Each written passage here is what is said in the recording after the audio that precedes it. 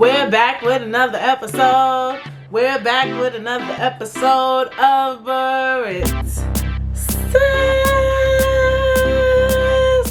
And how are you guys doing? I hope you had an amazing last week and you're definitely gonna have an amazing this week. And yeah, how are you guys doing? As you know, last week I did not film an episode because I was just busy boots, bitch. Like, I was like, I know you want to film an episode, you don't want to miss a week, but sometimes life comes and you just have to do what's best for you. I had went to LA, and the funny thing, when we was planning on going to this wedding, me and my cousin, we both wasn't working, we was both on unemployment, so we just had an unemployment mind state. We was gonna stay in LA for a week, we was gonna be lit, we was gonna go to the wedding, and life came and we both started working. So when it came time to, you know, book the flight, get ready, we had to get a flight that we could catch after we clocked out of work. So it was like you went to work, then we got on the flight. So by the time we got on the flight, it was 7. So we got to LA at like 12 in the morning. So, you know, we went to bed. Saturday, we had fun. We did our thing or whatever. We went to the wedding. The wedding was beautiful. Congrats.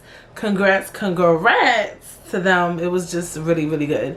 It was such a nice wedding. The food was good. It was they did this thing, I forgot what it was called, they do in New Orleans.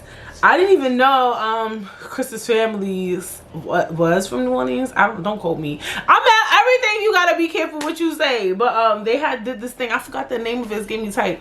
But either way, it was just a really good wedding. So we went to the wedding. After we went to the wedding, we went home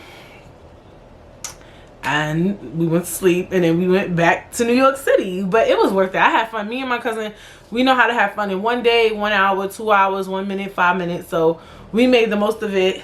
And as you can see, it was everything was like back to back to back. I got home Sunday at 7 p.m.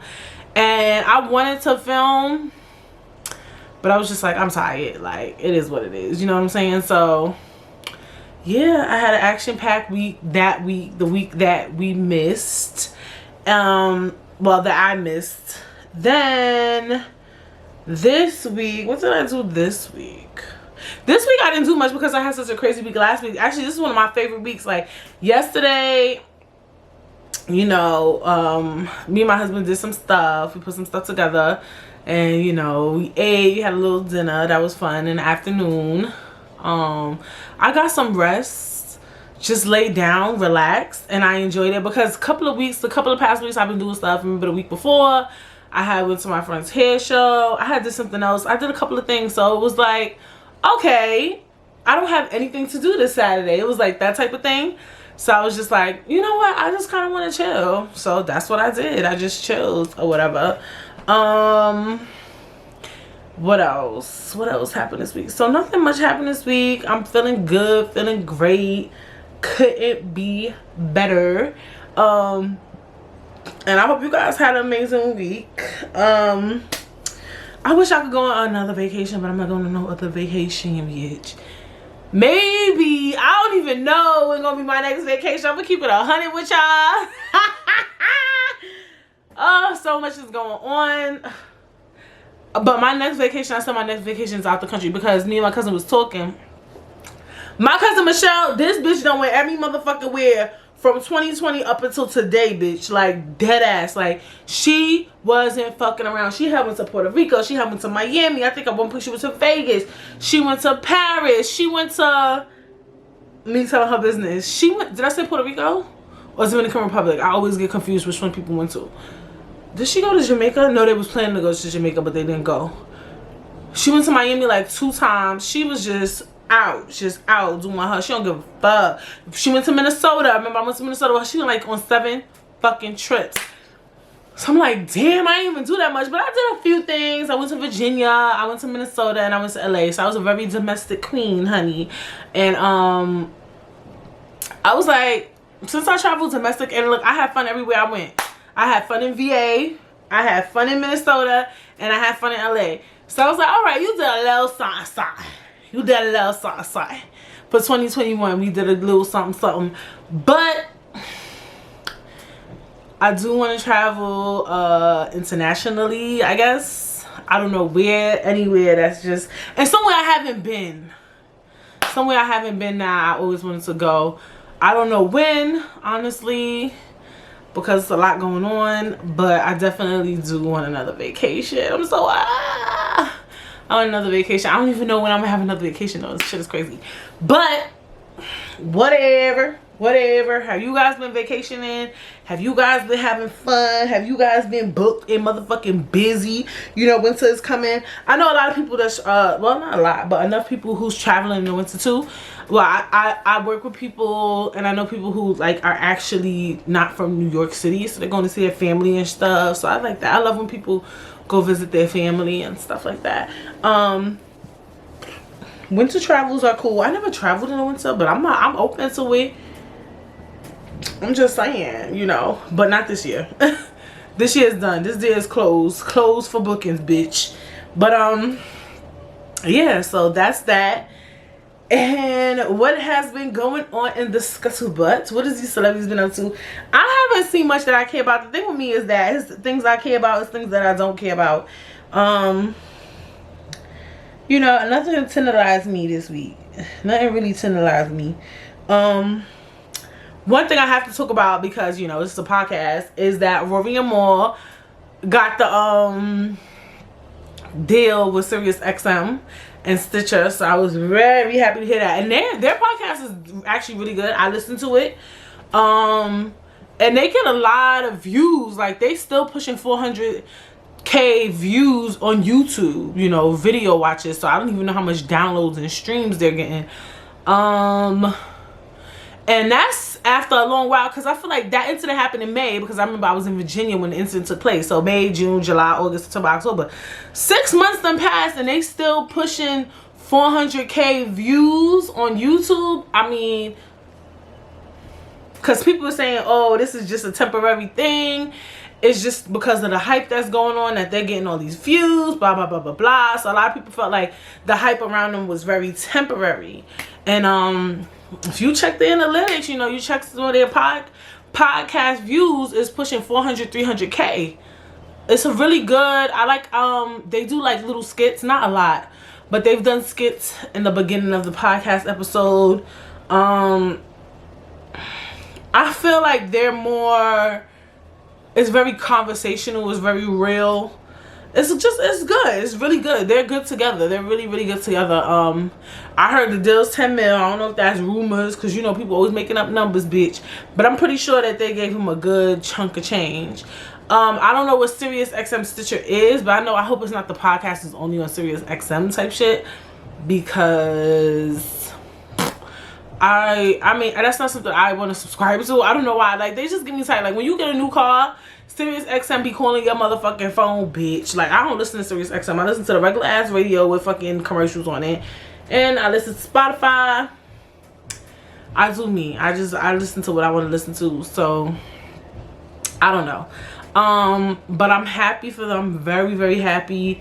I think it's a crazy change of events. I can't believe, you know, all this is happening in just 6 months. It's good, because it was looking scary out here, but they made the most of their situation. Over there at the Joe Budden podcast, their views went down drastically, and it just goes to show, like, humble yourself for real, because Joe Budden, just because that fucking podcast is called the Joe Budden motherfucking podcast, bitch, you thought you was the star of the show. You are the star, but you ain't the star. You feel me? Like, it's, and even I, as somebody who watched the Joe Budden podcast faithfully, I don't watch or listen anymore. It's crazy. At one point, when I had faith that Rory and Moore were gonna come back, I kept watching with Ish and Ice, and because I'm like, they're gonna come back. So I just like kept listening, kept watching. But then once it was established, like, nah, it's a dunzo, it's a dundilio. I couldn't get into it, and when I heard all the news around it, I was just like, I can't get into this podcast. It's just not the same no more without Rory and Moore. You know, no shade to Ish and Ice. It's just, for me, it's just not the same no more. So I'm definitely one of those people who stopped watching, who stopped listening, because it's just not the same. I don't know. I don't like they steez. Like, I don't know. It's just not doing it for me. So I'm definitely one of the viewers that was just like, I'm out. I left. And it wasn't even because I'm trying to be pro Rory and Mal. It was just like, I'm not feeling it no more. So I'm just very, very happy for them. And I'm excited to see what's next. You know what I'm saying? I'm excited to see what's next with Joe Budden as well. Next on the radar, we have to talk about the Dave Chappelle comedy special. First of all, I tried to watch the Dave Chappelle comedy special 3 times, and it wasn't because it was whack. It was just because I kept coming home from work trying to watch it, and I kept falling asleep. So it is what it is, bitch.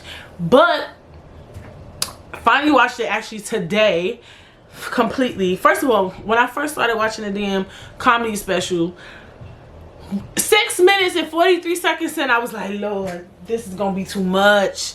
Like, literally, I had to pause and say no. Then this shit just started. It was literally 6 minutes and 43 seconds. But what I liked about this one, I forgot what the name of it was. Dave Chappelle's special. This one called The Last One. Is it called The Last something? Dave Chappelle's special name. It was just, I don't know. It was, I personally, when I Google Dave Chappelle special, everybody just call it Dave Chappelle special, which is pissing me off. Like, bitch, Dave Chappelle special title. Like, hello, good morning. I wish I had a screen man right now. Title. No, The Closer. Is it The Closer? The Closer. Anyway, it was called The Closer on Netflix. So for me, what I liked about the special from his current specials was that it was more jokes in it. So I feel like a lot of his specials lately are very much like these dialogues, but it was jokes in it. And I thought that because there were jokes in the special, it would be, because I watched it and I heard more jokes behind the things he was saying, it would be less offensive because he actually made a joke behind it. But I guess not, because this one is like having all this tea and drama behind it. When I listened though, it was like, I thought it was funny. But let me tell you one thing about me. I love comedy. Like, if you see the books I have in my house, like most of the books I have, the Kevin Hart, I can't make this up, Amy Schumer, the girl with the lower back tattoo, Tommy Davidson, Living in Color. These are books that's sitting right in front of me. I have more books. I have Issa Rae, even though she's not like a comedian. Charlemagne, like people, you know, I love comedians and comedy. Like, anybody know that my favorite genre is comedy. So I'm a little more, what's that word, desensitized from jokes. But I do have an understanding that with life, with maturity, with growth, that you could go through something and certain shit just not funny no more. But this is my thing.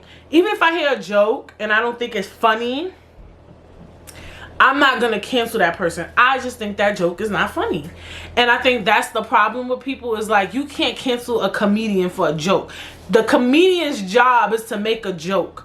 A comedian's job is to make a joke about shit that's fucked up and bring light to it. Like, it's like you bringing light to something that's, you know, not that easy to discuss. That's how I view comedy.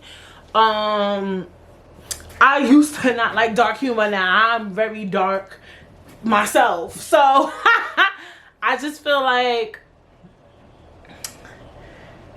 this is my thing. It's like, Dave Chappelle's a comedian. People are comedians. Comedians have a right to make jokes, whether they're dark, whether they're lighthearted, whether they curse, whether they don't curse.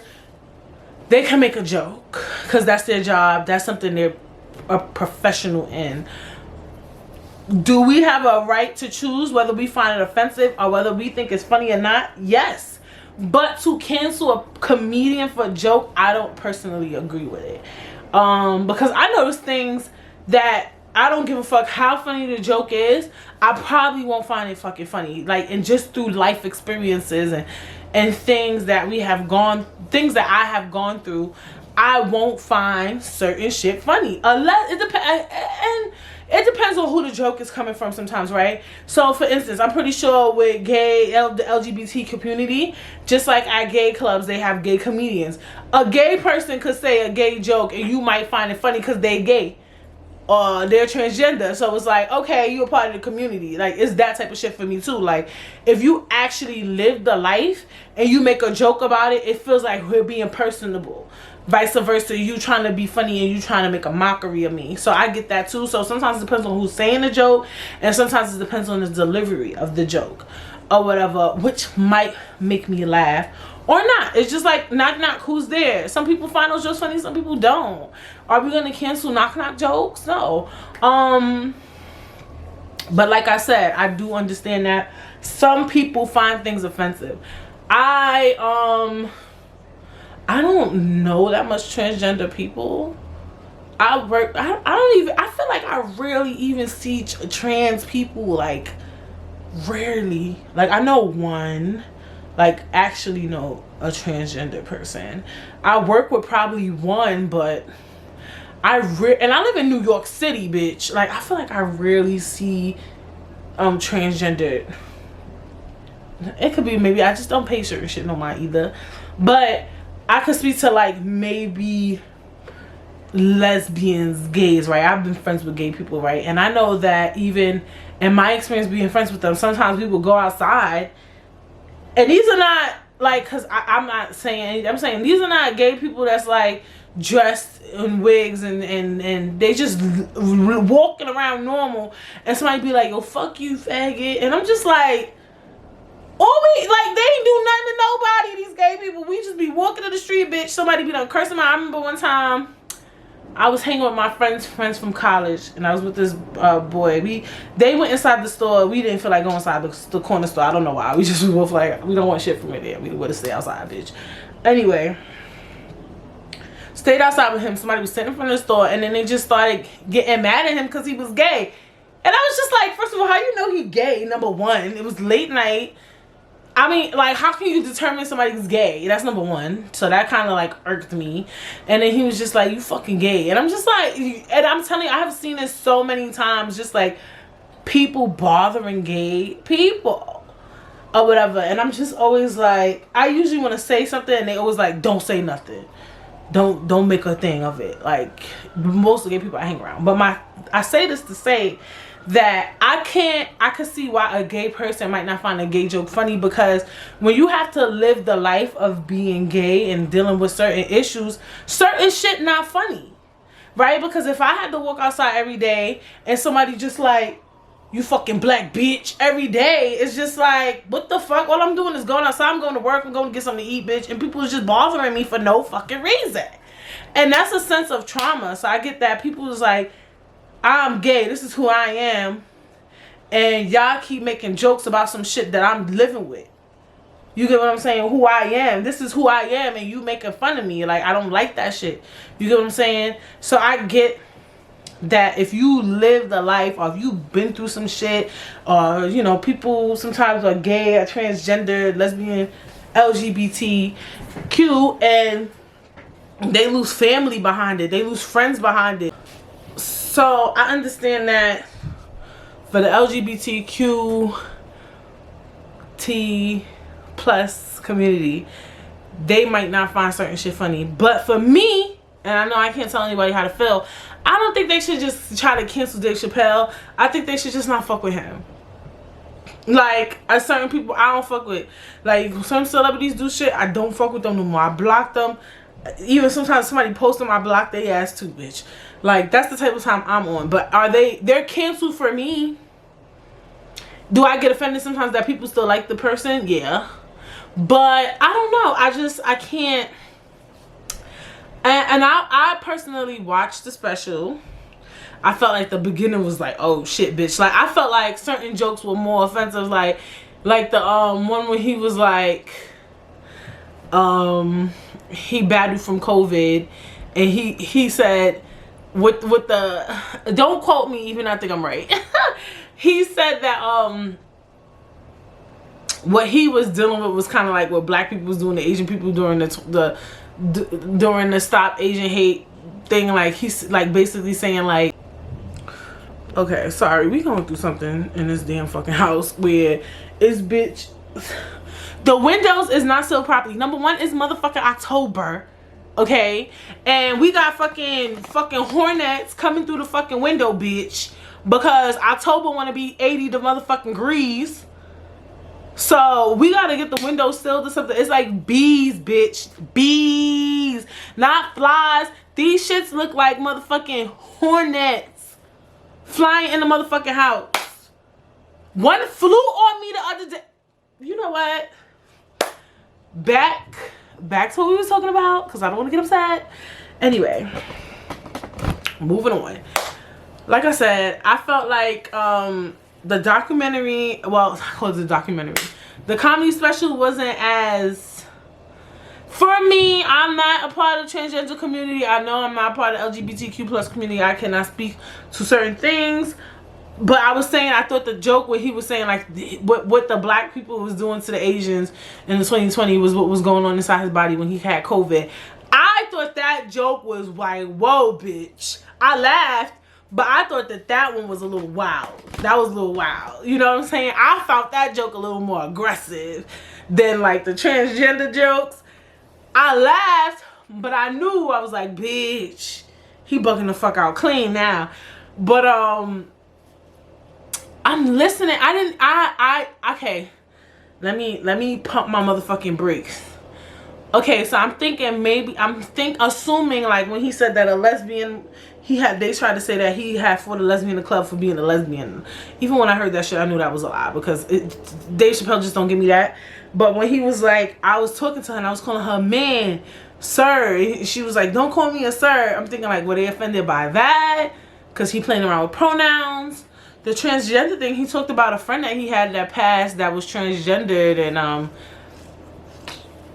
he just talked about a lot of things.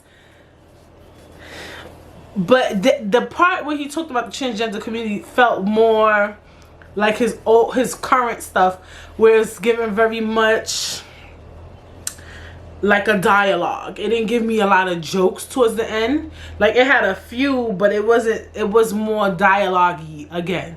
So I think also too, when he don't put jokes behind these dialogues, it's given very much you keep bothering us.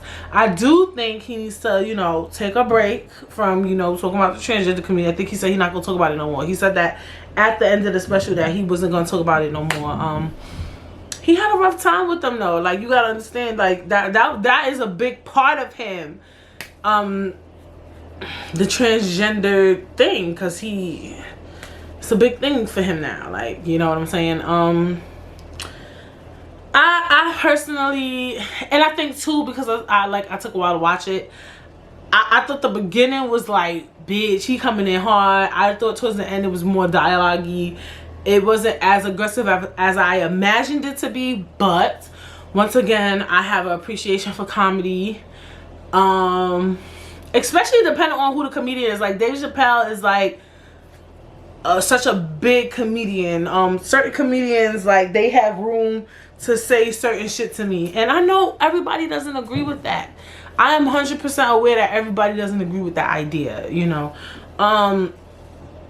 But for me personally, it was, like I said, it was more of a dialogue. Like towards the transgender part, it wasn't. Brittany Lingard was not, you know, 100% offended. Like I said, but I'm not a part of that community, so I understand. And I understand that with life and with growth and with maturity, certain shit is not funny. There's certain things that I've been through that if somebody talks about that topic and they want to make a joke about it and they're not a part of that fucking community, bitch, I don't think it's fucking funny. Okay? So I get it. I get where the LGBTQ plus community is coming from. I stand also with comedy. I get maybe in some cases where Dave Chappelle is coming from. I get it all together. So I mean, it's nothing you can. It's a weird spectrum, and I'm surprised Netflix is not taking it down. I mean, if they would have taken it down, we probably would have bombed the fuck out of them. Let's be honest. But I mean, hey, it is what it is, bitch. I enjoyed the special. It was okay. Actually, I wouldn't say. Actually, in the beginning, like when it was jokey, I enjoyed it. I thought it was good to hear some raunchy jokes. Like I don't remember the last time I heard some raunchy jokes. I feel like comedians talk a lot about it, but a lot of them are safe but unsafe. Like that special, it reminded me of back in the day jokes. Like I haven't seen a comedian really get that in the gut like that. Like those type of gut jokes like that in a while. Like, yes, I watch some specials and it's funny, but I haven't seen anybody be as real as that special in a long time. So that's why I enjoyed it. It reminded me of, you know, how comedy was back in the day. I enjoyed it. And if you didn't, I get it. I understand 100%. So yeah, that's my spiel on the Dave Chappelle special. So what are we talking about? So we are talking about, I called them social myths, but these are to me like, I don't know. We'll read, but I want to talk about like social myths, ideas, ideologies, things that we, you know, as Americans or people believe, and we kind of, you know, we live in this idea, you know what I'm saying? So I don't know. I consider it a spooky boost topic, but I don't think it's too spooky. It could get spooky depending on how we perceive it, how I jump into it. I don't know what made me want to talk about this topic. I think I liked the other one, the other topic we did, like a couple of episodes about like myths and stuff, like stuff on a crack and break your mama's back. Like I was feeling that episode. So this one is more like social construct, that type of thing. And this is from an article on Psychology Today called 10 Myths That Shape How Americans Think and Act. So, this is written by Iku Hagen. I like that. Anyway, as traditional stories that help define the norms of a particular society, myths serve an important cultural role. This is especially true in the United States. Oh wait, sorry y'all. You know, before most topics, what do we like to do? We like to expand our mind. Expand your mind, expand your mind, expand your mind. So in an article on Psychology Today written by Iku Hagen, hope I said that right, she or he writes, or they write, as traditional stories that help define the norms of a particular society, myths serve an important cultural role.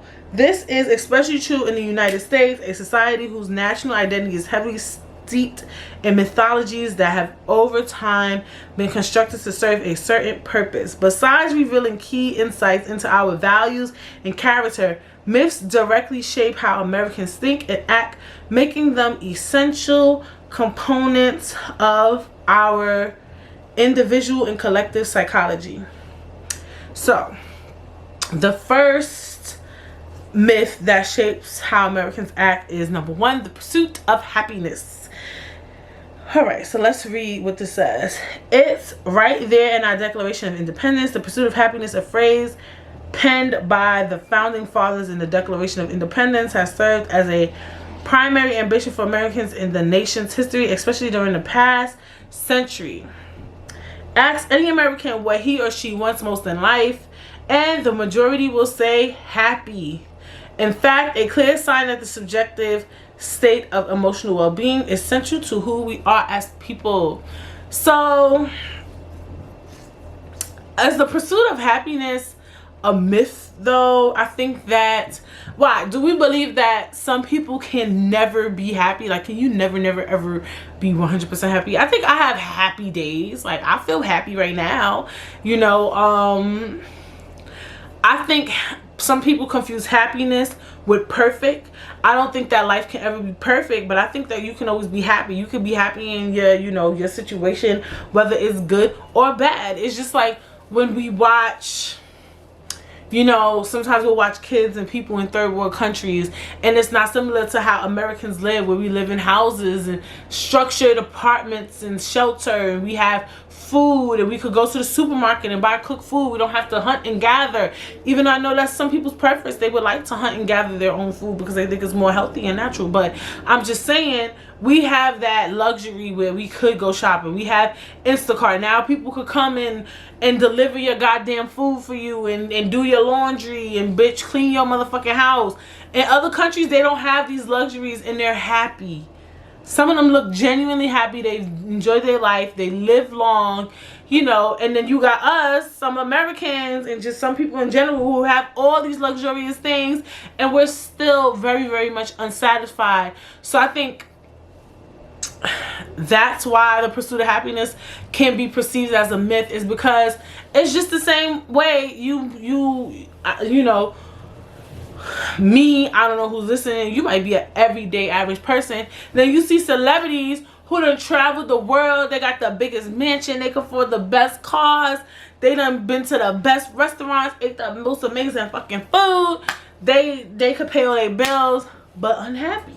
So maybe in that sense, pursuit of happiness is a myth, because some people view happiness as more money, more success, more traveling, love, marriage, all these things.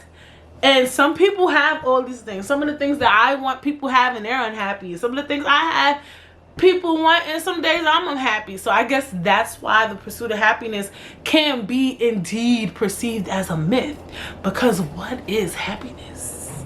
How do you fully find happiness? You know what I'm saying? For me, to find full happiness, you know, I'm just in tune with God. I pray.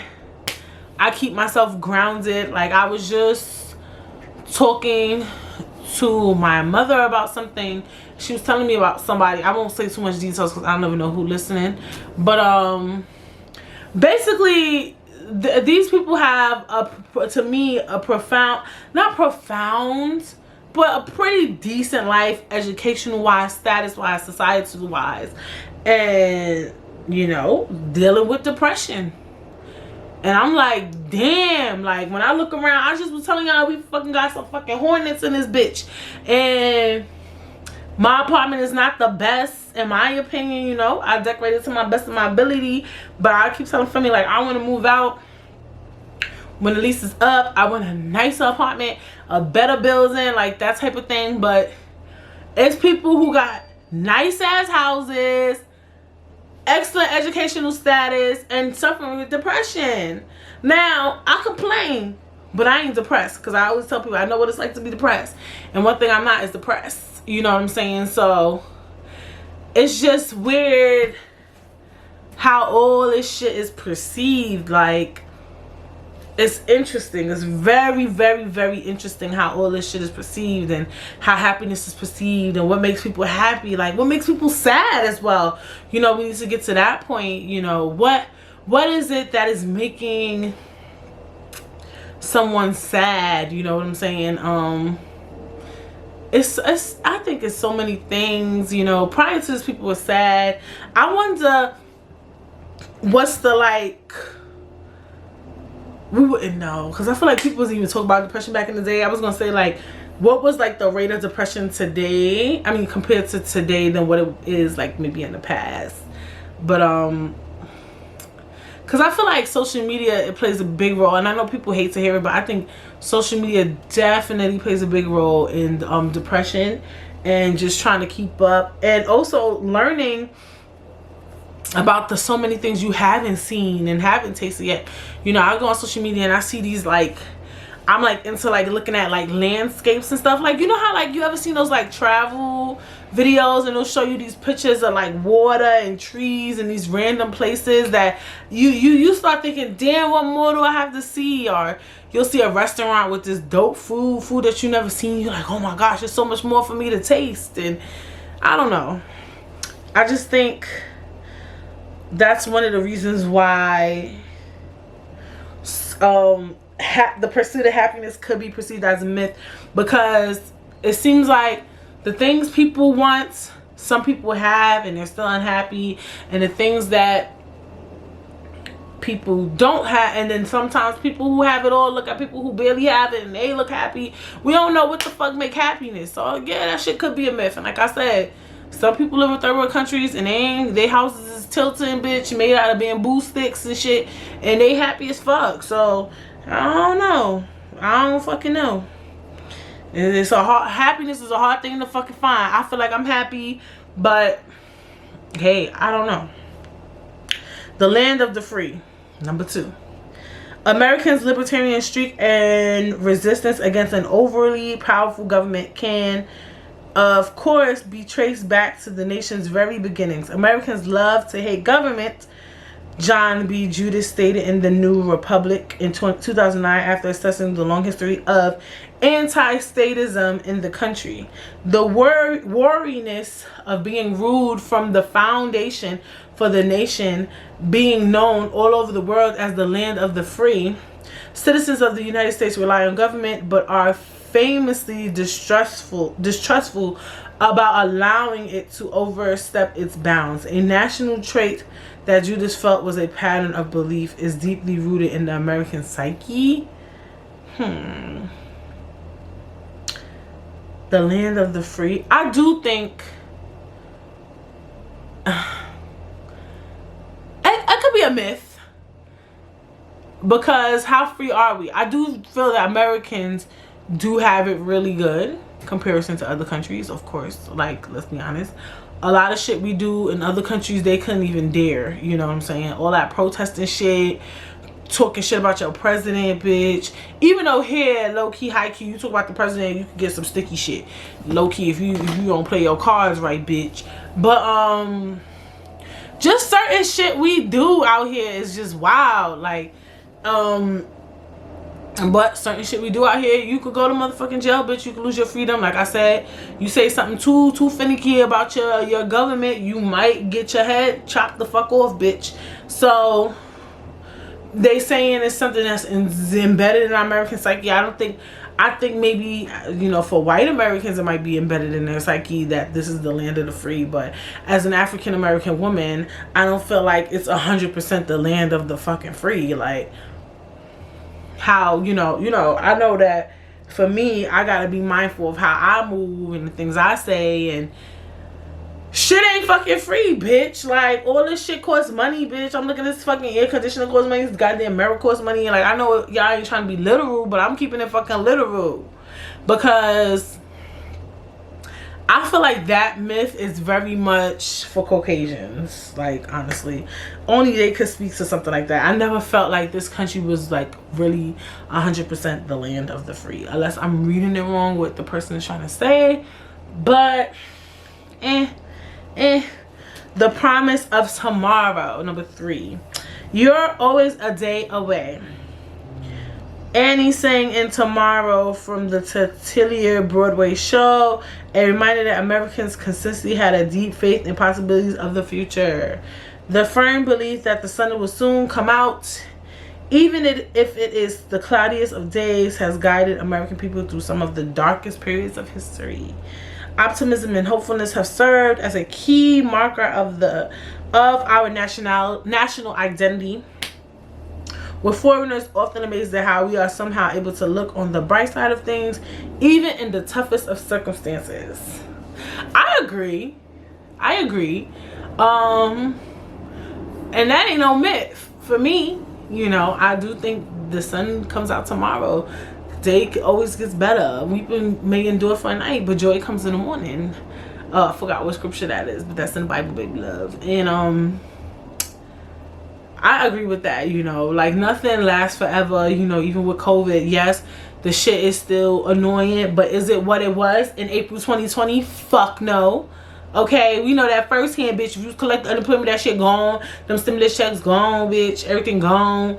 The stores is open. You could go see entertainment if you're vaccinated. There's a vaccine. Schools is open. Shit is open back up. We still gotta wear masks and stuff to a certain degree, to a certain extent. So yes, things are a little different, but it's damn near the same. You know, it's getting there. It's very much close. Like real motherfucking close, bitch. So, you know, if things get brighter, it may take long. It may not be in the time frame you like, because I feel like things just recently started getting better. That's over a year it took for things to really improve after COVID. You know what I'm saying? So they say people look at Americans and can't see how we remain so strong. I think because we have so much. That goes back to the land of the free. And there's always hope. I think that's just a personality trait. I don't know how all Americans think, but there's always hope. There's always a light at the end of the tunnel. There's no need to not be optimistic. Things get better. They definitely get better. As long as you try, though, because the thing is, some people be like, yo, we've been, like, I remember one time I was like, it's gonna get better. My friend was like, you've been saying that shit since we left college.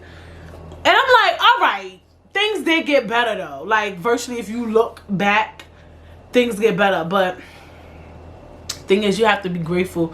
You have to look around and notice that things got better, that things are, you know, not as bad as it may seem. Yes, you might go through a season, right? Things can get good next time you go through a season, but you could come out of that season if you have the right mind state, if you have the right head mindset,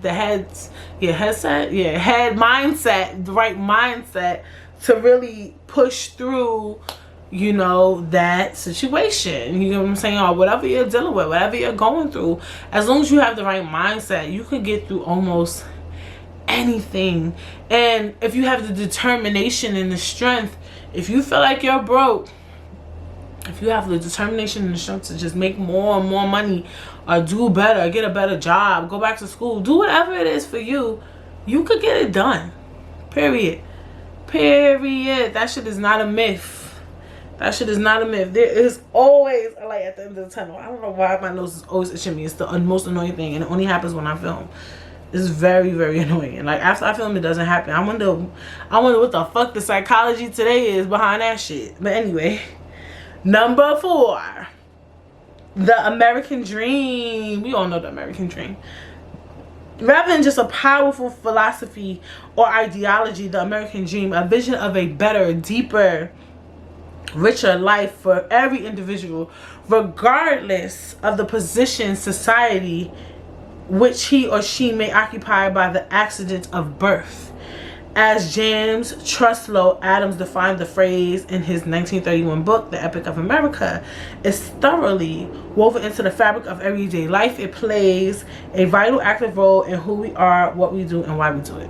So, the American dream is a term we've probably mostly all heard, and it's basically like you got the white picket fence, you got the husband, the wife, the whatever, your spouse, you got the kids, you got a nice house, you got a decent job. For me, the way I view the American dream is really just like the perfect middle class citizen. Like, but you really like, you making good money, but you're not like super duper rich. You just make good money. Your bills can always be paid. You're married. Just you and your husband or whoever. Y'all get along. Your kids are good. They got a good education. They went to school. Now they about to get a job. They about to have a white picket fence. It's just like this perfect streamline. Like, y'all not super overly rich with a big fucking mansion. It's the American dream is just like, you're a middle class family that could pay your bills, pay your rent, put groceries in the house. You're not living check to check. You could save, maybe do a little cute family vacation, throw family reunions. You like throwing barbecues. You're very family orientated. Your life is just boom. I think American dream lifestyle is kind of cool too. You know, I don't see nothing wrong with it. You don't need a big fucking mansion. You don't need to eat fucking gold steaks. I saw the baby ate a fucking gold 24 karat steak. You don't need that shit. Like, you just got this homey life. You like cooking, bitch. You probably like watching HGTV, Food Network. You buy cookbooks, bitch. very much the American dream. You cook every once in a while. You barely probably like going out to eat with the fucking family, bitch. You are cooking. You're working. You're cleaning. Your kids is motherfucking good, bitch. That's what the American dream is. And you know, I don't think that's such a hard dream to chase. I don't. I think it's very realistic, but we make it seem hard. I think it's realistic, but also, you know, I get it. I know firsthand that life is a bitch, and this shit catch you slipping at any motherfucking moment. So sometimes it's hard to reach it, but hey, look, even if you reach the American dream at 40, 45, 50, you reached it. You know, I do think it can be kind of a myth, because I don't think anybody ever really has the perfect life. Like what the American dream kind of envisions itself as, nobody ever really has that perfect ass life. Like, it's impossible. Like, it's not impossible. I don't want to say that because that sounds very unoptimistic. But I feel like even people who have the house, their kids go to good schools, everybody's dealing with something internally, you know. It's always some shit going on. The husband might be cheating, the wife might be cheating, bitch. Everybody be cheating, bitch. The kid's crazy, somebody might be on drugs. I don't fucking know. But, you know, it's always some little dirt in the crevices of everything. Let's see. I don't want to read that one. Not the myth of equality. Bitch, I don't even feel like reading that shit, because we already know, like, this country is not equal at all. Like, we see the fucking economic disparity between Africans, Americans, whites, Latinos, Asians. It, like, stop. Like, that. Moving on. The fountain of youth. We now take our youth-oriented culture as a given, but this was not always the case. From the 17th through the early 19th centuries in America, people who lived a long life were venerated. Their advanced age seemed as divinely ordained. This began to change soon after the American Revolution. However, as the first Americans to be born in a new country distinguished themselves from those who had immigrated to the colonies, early 19th century Americans did exalt old people as their parents and grandparents, had a major shift in social dynamics of age. Through the 19th century, old Americans continued to lose social status as the cult of youth. Please stop. Gained traction, and their demotion became institutionalized in the 20th century by a number of social, economic, and political powerful forces. Youth-oriented culture as a given. So they said back then old people was that girl, now young people is that girl. I mean, that's inevitable, because at the end of the day, when you get old, I mean, you old, and young people kind of dictate shit. Like, not even, I don't know what we consider young, but like, obviously the younger, I don't know how to perceive what is old and what is young, because I'm like, obviously the Democrats, like, not the Democrats, the government is going to be in their 40s, 50s, older people 70, 80, some of them be 70, 80 too, but the people working, the corporate workers, the people working on the field, the people working in the stores are going to be younger, so they kind of dictate how we move when we get old and shit. They're redefining technology, they're redefining medicine. These are the people, you know, that we rely on. So the fountain of youth, you know, I don't see how that's a myth or anything. It says people who lived a long life were divinely ordained, and people are living long as fuck now. So I don't know. We talk a lot of shit about medicine, but I do feel like medicine does have a key role in it, because technology, just life being easier, you know, maybe not having to work as hard all the time, the internet, computers, like, we talk a lot of shit about technology and science, but I definitely think that it does play somewhat of a key role in why people do live longer. So, you know, maybe you should think about getting vaccinated, bitch. Don't fuck with me. I'm just saying, something changed. I'm gonna do one more. The cult of celebrity. In the future, Andy Warhol prophesied in 1968 everyone will be world famous for 15 minutes. Warhol was really talking about Americans' obsession with fame, something he knew more than a little about. The artist took the nation's fascination with celebrity to an entirely new level. Today, we are entirely used to the idea that one can be famous just because one is famous. Ha! Everybody will get their 15 minutes of fame. I don't think that's possible, but I get where he was going with that. I don't know if Andy Warhol knew that social media would be a thing, because, you know, the most random person can definitely get 15 minutes of fame. Just the other day, I was thinking about where the money reside, where the money reside, where the money reside. Okay, that shit every week. I don't know why. I was just talking about money, and then that hit me. I'm like, where is he now? He was the moment when 2021 hit, and that shit was yo. Oh my gosh. But yeah, you know, everybody could get their little 15 minutes of fame. Just, he might have been on to something, bitch. I think even the most random of randomest people love fame a little bit, because I feel like sometimes I want to meet people who literally went viral, who really don't give a fuck about fame, how it still made them feel good.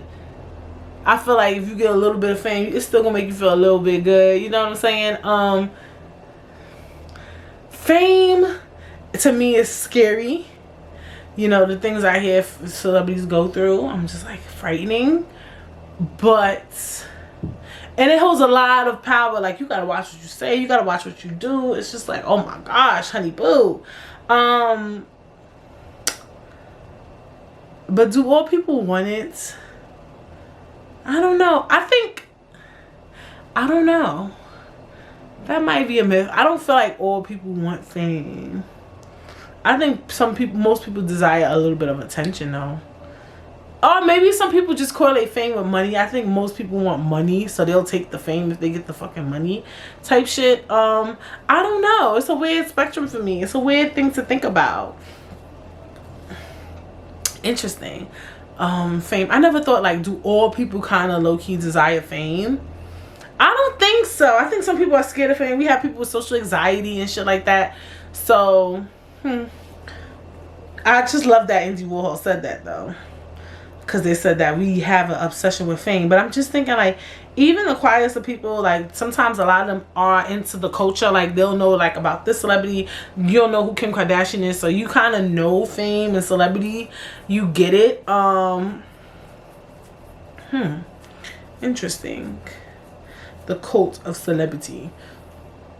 Also, too, as I got older, I just realized, like, celebrity culture is just, like, helpful in a way, too.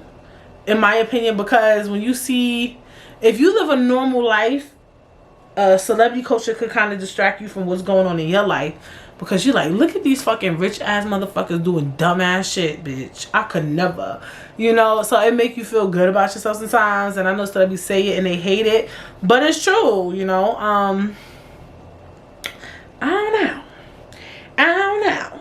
I definitely don't think that. I definitely don't think that's a myth, the cult of celebrity. I definitely think that's a thing. Some of us thrive fame. I think even though the quietest of people who don't care about gossip know a little gossip. You know what I'm saying? Even if you don't, let's say you don't obsess over celebrities, even if you're obsessing over like one of the most talkative, most popular person at your job, I feel like that's a sign of cult of celebrity behavior. Or the most popular person at your school. You get what I'm saying? It's a little, it's not, they're not a celebrity, but it's still, you know, in that spectrum type shit. So I don't know, but we gotta wrap it up. I hope you guys enjoyed this episode as much as I did. Yes, I'm so happy to have been back this week to chat with you guys. I definitely I was really upset that I didn't get to do business last week. Like, dead.